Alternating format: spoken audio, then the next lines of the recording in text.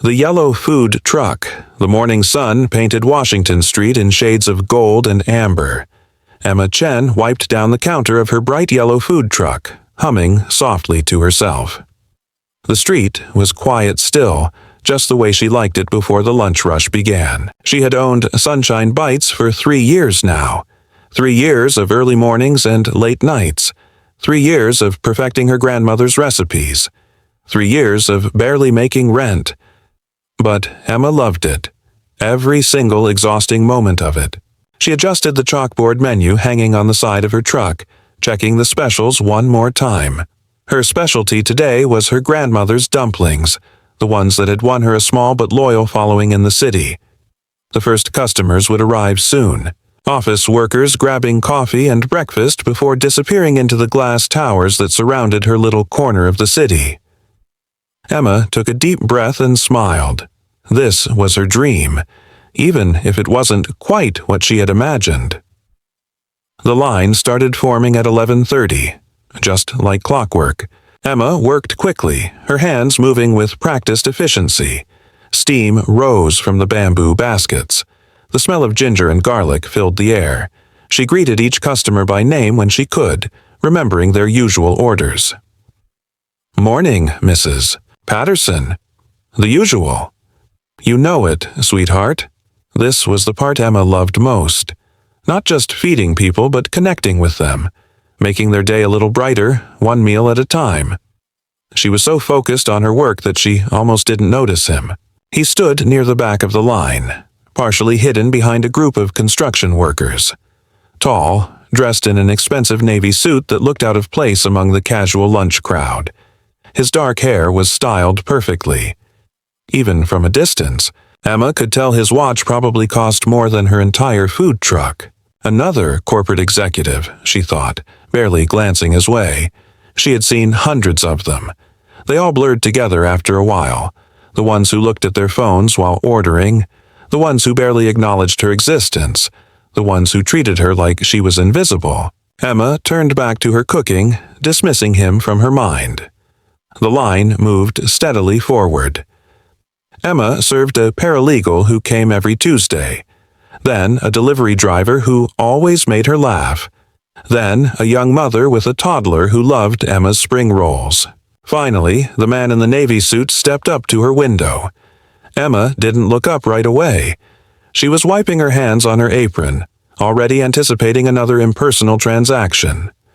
"What can I get for you?" she asked, her voice professional but warm, the way she spoke to all her customers. Silence. Emma glanced up, slightly annoyed. She didn't have time for indecisive customers during the lunch rush. But he wasn't looking at the menu. He was looking directly at her, his brown eyes soft and somehow familiar. A small smile played at the corners of his mouth. "Emma," he said quietly. Just her name. Nothing else. She froze, her hand still holding the order pad. There was something about his voice, something that made her heart skip in a way she didn't understand. Do I know you?" she asked slowly, studying his face more carefully now. The smile widened slightly. He leaned forward just a bit, close enough that only she could hear him over the noise of the street. "Still remember me?" he whispered. And suddenly, like a dam breaking, the memories came flooding back. 10 years ago, a different city, a different life. Emma had been in college working 3 part-time jobs to pay her tuition. One of those jobs was at a small coffee shop near campus. She remembered long shifts, aching feet, and studying between customers. She remembered a regular customer who came in every morning before his classes. A quiet, studious boy with kind eyes and an easy smile. He always ordered the same thing, black coffee and whatever pastry she recommended. They had talked, really talked. Not just pleasantries, but real conversations about dreams and fears and everything in between. His name was Daniel Park. He was studying business, though he admitted he wasn't sure it was what he truly wanted. His parents had expectations. Plans for his future that didn't quite align with his own uncertain hopes.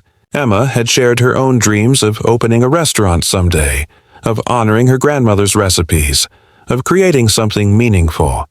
They had connected in the way two struggling students could, finding comfort in their shared uncertainties. And then, one day, he stopped coming. Emma had assumed he had graduated or transferred. She had been disappointed but not surprised. That was how life worked in college. People drifted in and out. She had never expected to see him again. And yet, here he was, standing before her food truck 10 years later, wearing a suit that probably cost more than she made in a month. "Daniel?" Emma's voice came out as barely more than a whisper. He nodded, his expression gentle, almost relieved that she remembered. "It's been a long time," he said softly. Emma felt a strange mix of emotions washing over her. Surprise, confusion, and something else she couldn't quite name. Behind Daniel, she could hear the growing impatience of the line, but suddenly none of that seemed to matter. I can't believe it's you," she managed. "You look so different." "So do you," he said, and there was genuine warmth in his voice. "Though you look exactly how I imagined you would. You're doing it, Emma. You made your dream happen." She laughed, a short, slightly bitter sound. "Some dream. I'm barely scraping by." "But you're doing it," he insisted. "That takes courage." Emma didn't know what to say. She glanced at the line behind him, then back at Daniel. "What can I get for you?" she asked again, this time softer, more personal. "Your recommendation," he said immediately, just like old times. Emma felt something warm bloom in her chest. She prepared a container with her best dumplings, spring rolls, and a small portion of the noodles she made fresh every morning. Her hands trembled slightly as she worked. When she handed him the container, their fingers brushed briefly. "How much do I owe you?" Daniel asked. Emma told him the price and he handed her his card. As she processed the payment, he spoke again, his voice low and careful. "Emma, I know this is unexpected, but would you have dinner with me? I'd love to catch up properly. There's a lot I want to tell you." She looked up at him, searching his face. There was no arrogance there, no presumption, just honest hope. "I don't know," she said slowly. "You're clearly doing well for yourself, Daniel. You're exactly who you always were," he interrupted gently. "That's why I want to see you again." Emma hesitated. Part of her wanted to say no, to protect herself from whatever complications this might bring. But another part of her, the part that remembered those morning conversations in the coffee shop, the part that had once felt truly seen by this person, that part wanted to say yes. "Okay," she finally whispered. "Yes." The smile that lit up Daniel's face was worth every moment of uncertainty. They met 3 days later at a small restaurant Emma had chosen. Nothing fancy, just honest food and comfortable atmosphere. Over dinner, Daniel told her his story. After leaving college, he had gone on to business school, then climbed the corporate ladder faster than anyone expected. He now ran a venture capital firm that invested in small businesses and startups. "I never forgot those conversations we had," Daniel said, pushing his food around his plate. "You were the only person who asked me what I actually wanted, not what I was supposed to want."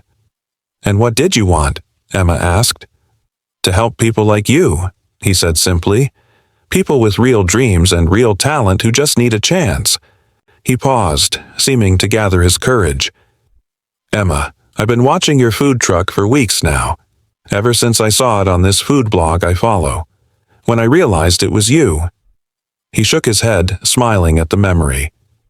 "I couldn't believe it. I've been trying to work up the courage to approach you." "Weeks?" Emma's eyes widened.